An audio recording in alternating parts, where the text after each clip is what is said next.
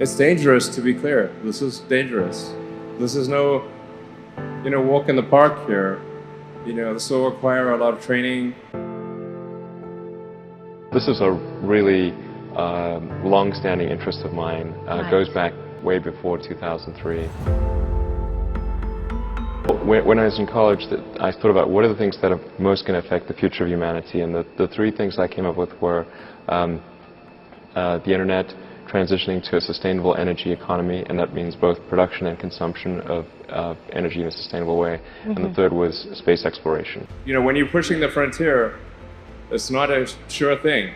It's not like just taking an air flight somewhere. There's some chance that something could go wrong. We'll do everything we can to minimize that. But whenever it's the first flight of something on a new technology, and we're talking about deep space, you have to be a very brave person to do that. This is no small matter. My interest in electric cars goes back 20 years to when I was in college. In fact, the original reason I came out to Silicon Valley was to go to Stanford to work on a PhD in applied physics and material science to develop advanced energy storage technologies for electric vehicles. This is a really long-standing interest of mine. Right. Goes back to way before 2003. If things go well, we could be doing the first orbital flights in about 2 to 3 years. And then we'll do many such test flights and before putting any people on board. This is a dangerous mission. But it's definitely dangerous. The only entry strategy that I thought had any chance of success.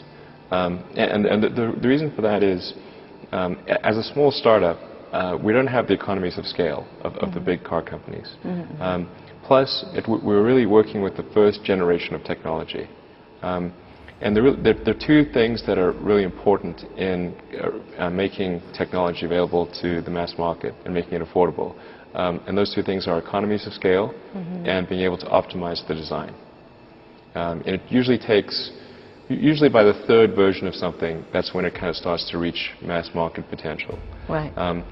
So using that sort of basic rule of thumb, the strategy I had was to start off with a high-priced, low-volume car, being the sports car. And there's only a few types of cars that people are willing to pay a high price for. Sports cars being one of them, really premium sedans being another. But the easiest way for us to come to market with a long-range car was with a sort of smaller sports car. And then phase 2, which we're seeing now, is the Model S, and that's mid-price, mid-volume.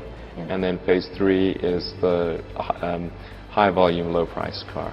The purpose of SpaceX, the reason for creating SpaceX, was to accelerate the advent of humanity becoming a spacefaring civilization, to help advance rocket technology to the point where we could potentially become a multi-planet species and a true spacefaring civilization.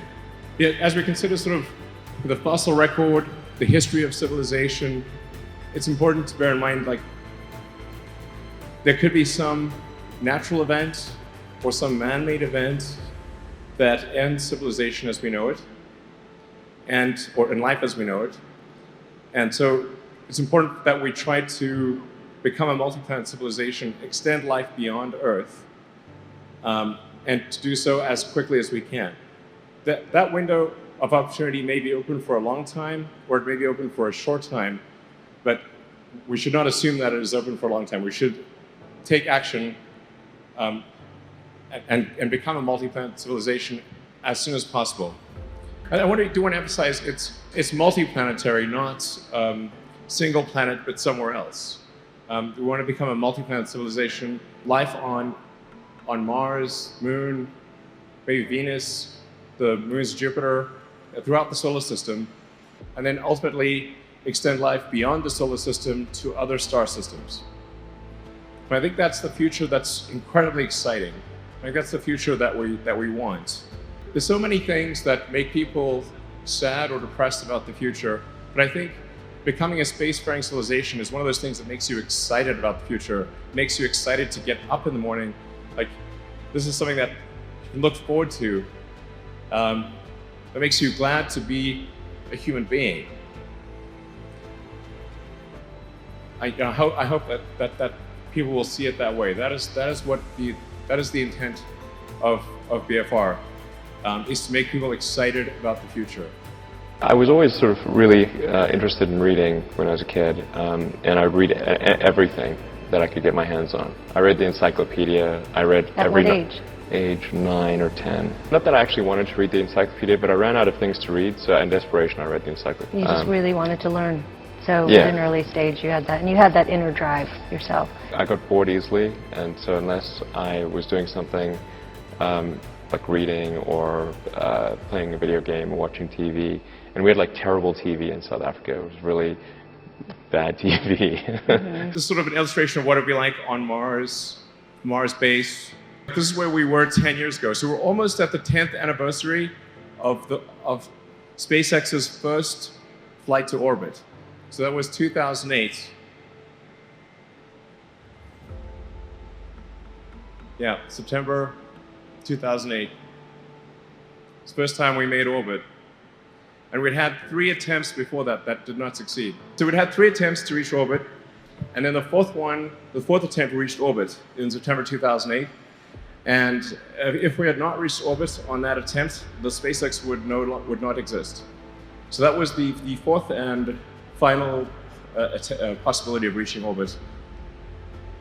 That was a very, very tough launch emotionally. But fortunately, that launch did make it to orbit.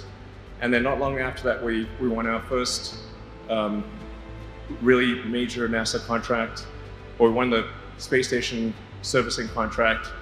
And those were 2 things that were instrumental in SpaceX's success. If all Tesla did was make sports cars, if we were just a niche sports car maker and sold powertrains to other car companies, we would be profitable today. Running right now around 20 to 22% gross margin. You know, any company that's running sort of on the order of 20% gross margin can be profitable as long as they don't try to grow their business too fast. But in our case, we are growing our business very fast. You know, we're talking about increasing our production volume from roughly 500 cars a year to 20,000 cars a year. Yeah. That's a factor of 40 increase in 3 years. If you say, like, okay, how many people predicted in 2008 that SpaceX would have done these things by 2018?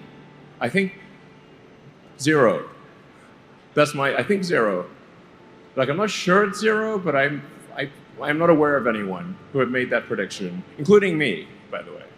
I would have said this is unlikely. For a lot of people, the car buying experience is quite negative. They don't look forward to buying a car. Oh, yeah. You know, I think we want to try to have a fundamentally superior consumer experience from the moment you think about buying a car to the actual acquisition, the ownership, the service. We're really trying to achieve something that is substantially superior to what people have experienced in the past.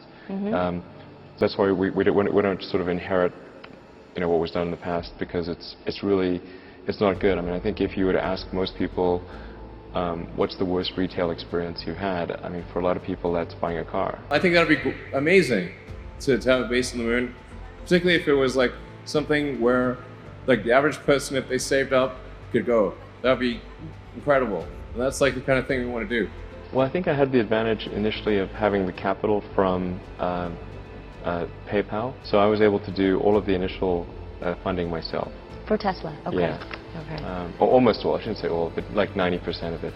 There was some minor venture investors in the beginning, So not very. but essentially I did almost all the initial investment myself. Okay.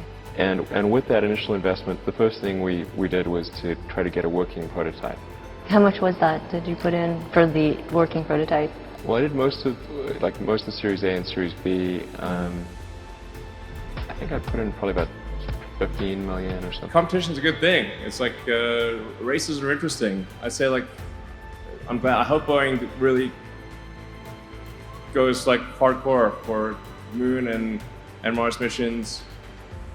Yeah, that'd be really great. As far as the ramp up, it's like as fast as we can make it go, we'll make it go. I mean, we're pedal to the metal, and it'd be great if Boeing, like this, really good at making airplanes. So maybe they can be really good at making rockets too. That's great.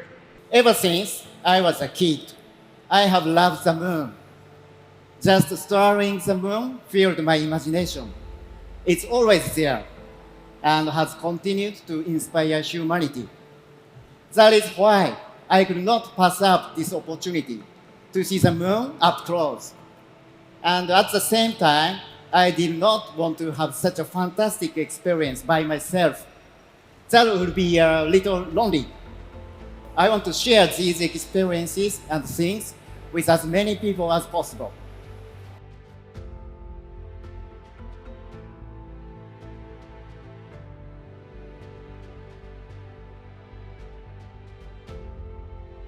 Because you're more powerful than you think. Way more powerful than you think. I mean, God only knows what you are in the final analysis. You're blind to your own weaknesses, but you're also blind to your own strengths.